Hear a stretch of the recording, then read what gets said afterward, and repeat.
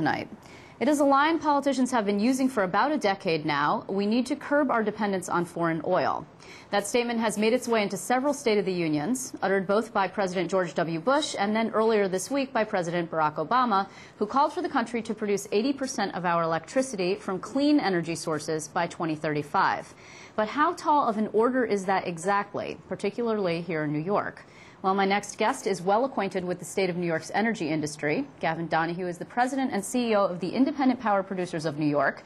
He's also the former executive deputy commissioner of the state DEC. Gavin, thanks very much for joining me. Thanks, Liz. Thanks. So you have both the energy idea of what's going on in the state and also an idea of what it takes to cite something here from the regulatory point of view from the DEC.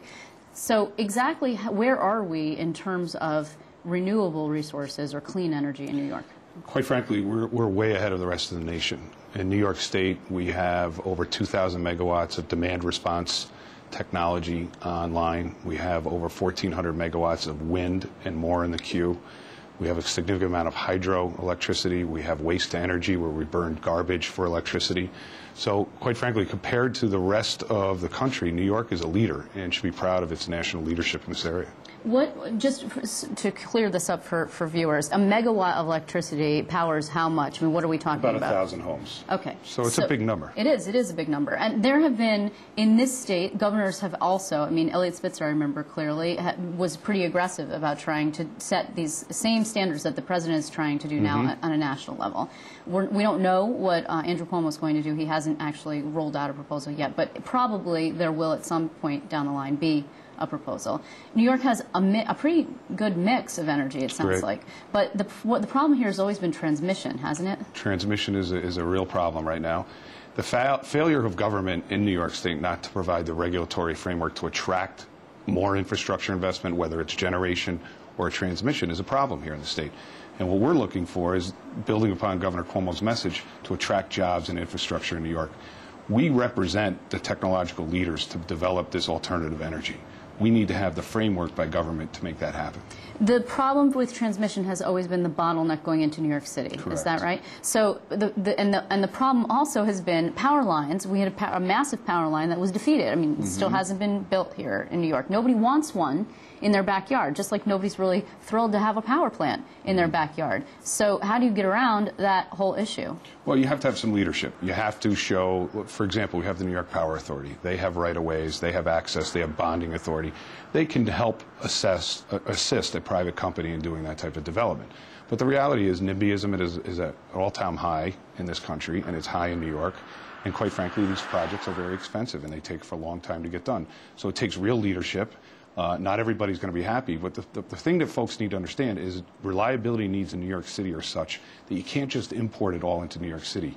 You have to have plants located in the load pocket that they call to generate electricity right in the city. I think most people agree with that. The problem is that historically plants have been located often in low-income neighborhoods, in part because that's where there's also undeveloped property. I mean, in high-demand areas, there's not a lot of space.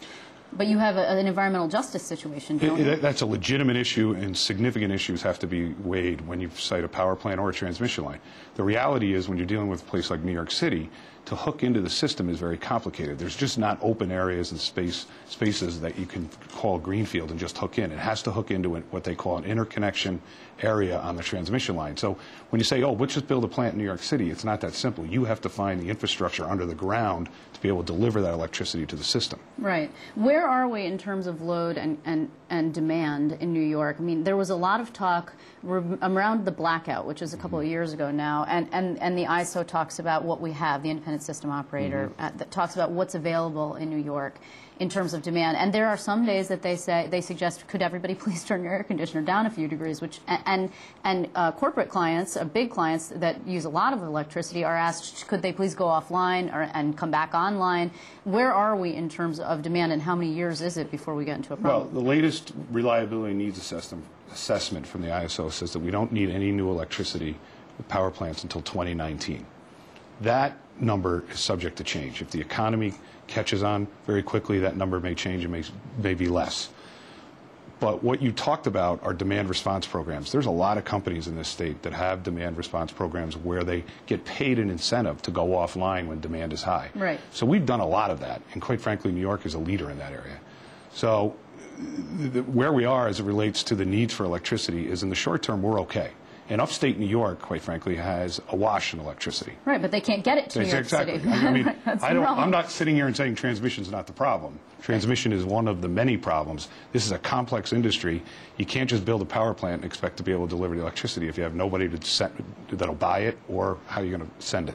There's also an issue with Indian Point. Now, this is a place where people have been, I think I've been covering New York for 15 years. We've been talking about Indian Point for at least that time, if not longer. We're talking about the nuclear facility that is down in Westchester County. If you take the train, you pass right by it. Yeah. There are people who want that offline. I know that particularly people who are close to Andrew Cuomo, there are people who would like to see it offline.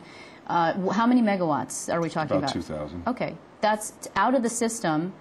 Where is it going to be replaced? On a high demand day, that's approximately 30 to 40% of New York City's electricity.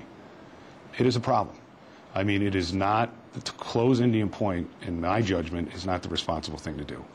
Indian Point delivers low-cost electricity for folks in New York City. It has minimal amount of impact on the environment. Environmental protection is very important to New York State, and the impact from emissions is very small associated with the plant. There are issues dealing with water withdrawal that folks are concerned with, how many fish kills they have withdrawing water, and that needs to be addressed. But from an energy reliability standpoint, and for what the impacts could be to the environment, but more importantly, what the impact would be to consumers would be significant and very detrimental to attracting business. And also the president, actually, I thought, gave a shout-out for nuclear energy, which was pretty significant. He said, quote, "Some folks want wind and solar, others want nuclear, clean coal, and natural gas. To meet this goal," and that's the 2035, by 2035, 80% from renewables, we need them all. That's right. We need them all. Okay. So right now, New York has three nuclear power plants. And we've got a congressman, Chris Gibson, who we'll be speaking with soon, who wants one in his district, and that's the 20th. It's right here. I think that there would probably be a lot of hue and cry about that. But you don't just build a nuclear power plant tomorrow. How difficult would it be to do that? Well, I get back to what I said at the beginning of the show. New York has not done a good job giving entities and private industry the framework to do business. We don't have a power plant siting law in New York, so a developer is not going to have any certainty, whether it's a nuclear plant or a wind farm, as to how to get through the process. That is a big obstacle for any developer. We need to have the framework to site these things. Two, they're very expensive, and it takes about 8 to 10 years to probably build them. Probably takes 6 years to permit it because you have federal licenses. So it's complicated. It's going to take multiple years to have it done, but on top of it, you're going to need a new transmission upgrades to make it work. And you're also going to need the financing to be developed. And the reality is the economy right now is so bad, and it's getting better, but it's been bad. The financing for these plants is hard to come by. Well, when was the last time that a full plant was actually built in New York? Oh, a number of have been built, but they've not been nuclear plants. Okay. A number of natural gas plants, combined cycle. There's one right here, the Bethlehem Energy Center, Empire Generating, right across on the Hudson River. From Albany, which came into service last year. When you bring up the issue of natural gas, you get into an issue of hydrofracking, which I think is yet another, it's more of a DEC question, but it's certainly yet another can of worms that I think demonstrates exactly how many different avenues of difficulty that we have when we talk about the energy industry. I mean, you're right, and I think President Obama is right on the mark when he says we need it all. We need balance. What you don't want to have is too much reliance on nuclear fuel, on too much reliance on natural gas, because as we saw 3 or 4 years ago, when gas prices spiked to $13 or $14, the consumer gets hurt. What you want is diversity, so that if you lose something online, it doesn't hurt the system. And you also want to make it affordable for people.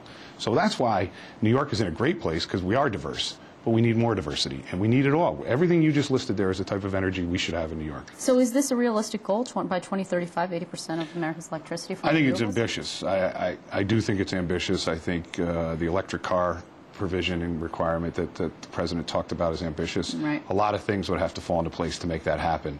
The thing that I would be concerned about as a policymaker is to get to the goal the President laid out, how much is it going to hurt a consumer? Because this technology the renewable technology, while it promotes a balanced portfolio, is very expensive. And natural gas is very inexpensive right now.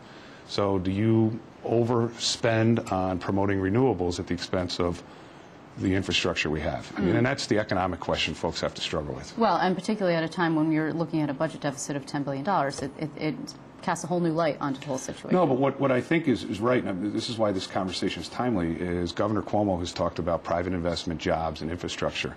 And I'll tell you, constructing a power plant will bring hundreds, if not thousands, of jobs, construction jobs, to build those power plants. Well, we will see also his budget comes out next week, and we'll be weighing in with all sorts of leaders, including from business. I want to thank you very much, Gavin Donohue, for being here. Thanks, Liz.